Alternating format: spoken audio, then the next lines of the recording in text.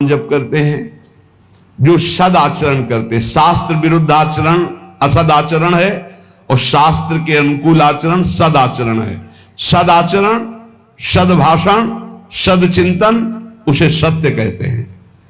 जिसका वचन, कर्म और मन संकल्प विकल्प आदि सत्य के अंतर्गत करे वही सत्य है। और मक्रोध हो, जब आपका साधन बनेगा तो आपको गुस्सा आने लगेगी, ये अनुभव की बात कह रहा हूं। जब ठीक साधन बनेगा तो बिल्कुल चिड़चिड़ाहट स्वभाव में आने लगेगी, असहनशीलता। बस इसी को समन कर जाना है सहनशीलता के द्वारा। थोड़ी सी भी बात सहन नहीं होती, वो एकदम क्रोध करने लगता है, क्योंकि उसके अंदर ऊर्जा शक्ति का संचार होता है, पावर बढ़ता है भजन से। और पावर बढ़ता है तो फिर नम्रता के द्वारा, सहनशीलता के द्वारा, तितिक्षा के द्वारा, क्षमा के द्वारा इस पावर को बचाया जाता है, पचाया जाता है, नहीं तो बहुत जल्दी छीन हो जाता है। आप देख लेना, सही भजन चल रहा है, ठीक आचरण है आपके, तो पहला दोष पैदा होगा ये असहनशीलता। अगर बात करें तो एक चिड़चिड़ाहट सी होगी, एक अच्छा नहीं लगेगा। जरा सा कोई गलती कर दे तो एकदम कड़वा स्वभाव, इसको शासन में ले। ये होता है, खुद अनुभव की बात कह रहा हूं, होता है। इसलिए कहा कि गुरुजनों की सेवा, सत्य आचरण, सत्य भाषण, सत्य विचार, और फिर कहा मक्रोध हो, अक्रोध, क्रोध ना करना। क्रोध के बहुत से आपके सामने उपाय भेजे जाएंगे जिससे आपको गुस्सा आ जाए, पर आप गुस्सा न कीजिएगा, नहीं तो आपका जो भागवतिक पावर बना है वो क्षय हो जाएगा। बाबा तो इतनी जोर की बात, उड़िया बाबा कहते हैं कि यदि क्षय करना है किसी को तो गुस्सा दिला दो, किसी के तप को क्षय करना है तो उसे गुस्सा दिला दो, और वो गुस्सा हो गया तो 1 महीने के भजन की ऊर्जा शक्ति क्षीण हो जाएगी। भजन तो नष्ट नहीं होता, लेकिन उससे जो अनुभूति होनी चाहिए वो नहीं होगी। सोचो, साल में 12 बार गुस्सा कर लिए तो बचा क्या आपके पास? इसलिए कौन से दो रहा है, कहां अनुभूतियां हो रही? सहनशीलता के द्वारा क्रोध का त्याग कर दे, गुस्सा त्याग कर दे। बहुत जल्दी गुस्सा आती, और गुस्सा आते ही मन में प्रतिकूल चिंतन होने लगता है। भजन है और प्रतिकूल चिंतन हुआ, कहीं हो गया तो तुम्हारा भजन रुक जाएगा, तुम्हारा भजन का प्रभाव क्षीण हो जाएगा, आगे भजन की उन्नति नहीं होगी। इसलिए बहुत संभल के किसी से गुस्सा मत करो। और आएगा गुस्सा, माया ऐसे संयोग भेजेगी कि गुस्सा आ जाए, पक्का सहन कर जाओ। बहुत कठिन है सहन करना। अच्छा, आप जा रहे हो, कोई थूक दे आपके ऊपर, अरे 1 बार थूक दे, 2 बार थूक दे, 100 बार थूका एक नाथ जी के ऊपर। वो गंगा स्नान करके, गोदावरी जी का या गोमती जो भी वहां हो, महाराष्ट्र में कौन है, गोदावरी गंगा, तो वहां स्नान करके बार बार ऊपर से गली में थूक देता। 100 बार थूका, नीचे उतर कर आया, साष्टांग दंडवत हुआ, गलती हुई, 100 बार थूका। बोले भैया तेरे जैसा कृपालु कौन होगा, 1 दिन में 100 बार स्नान करवा दिया, वैसे 1 दिन में 1 बार होता, लेकिन 100 बार तेरी कृपा से हो। बिल्कुल गुस्सा नहीं आया।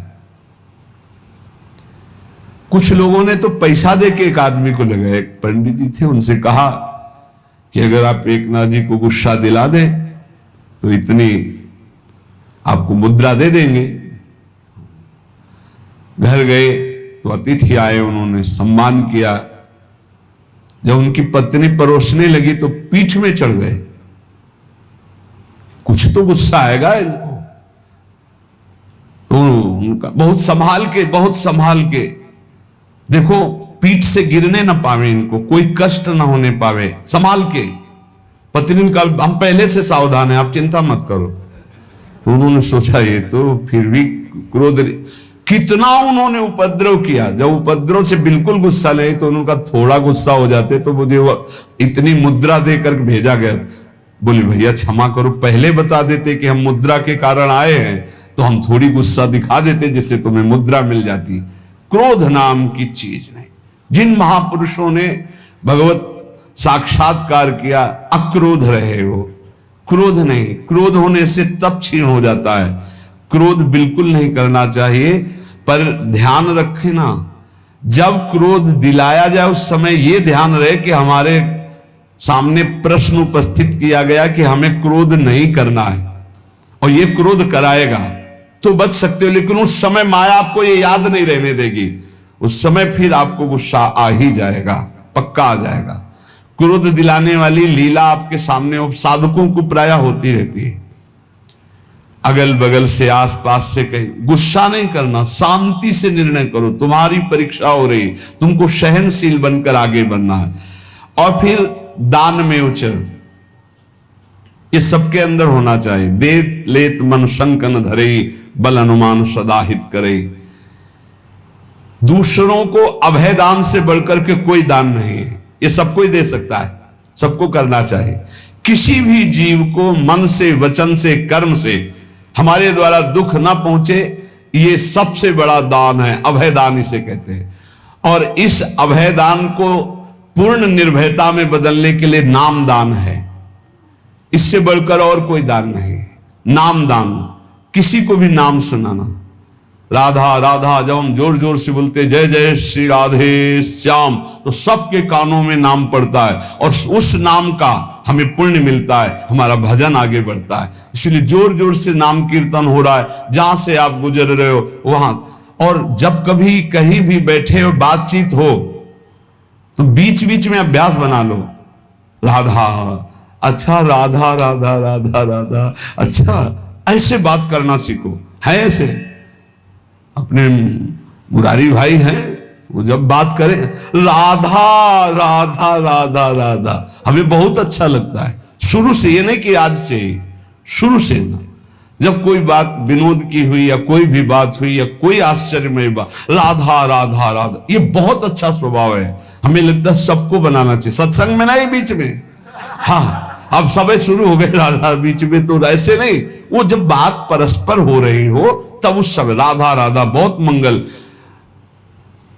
हम उपासक से बात अगर कभी करते तो यही देखते इसने कितनी बार नाम जपा, कितनी बार नाम लिया। प्रारंभ में नाम बोला, एक बार तो नाम आना चाहिए। हनुमान जी विभीषण जी को सौभाग्य क्यों प्रदान कर रहे हैं?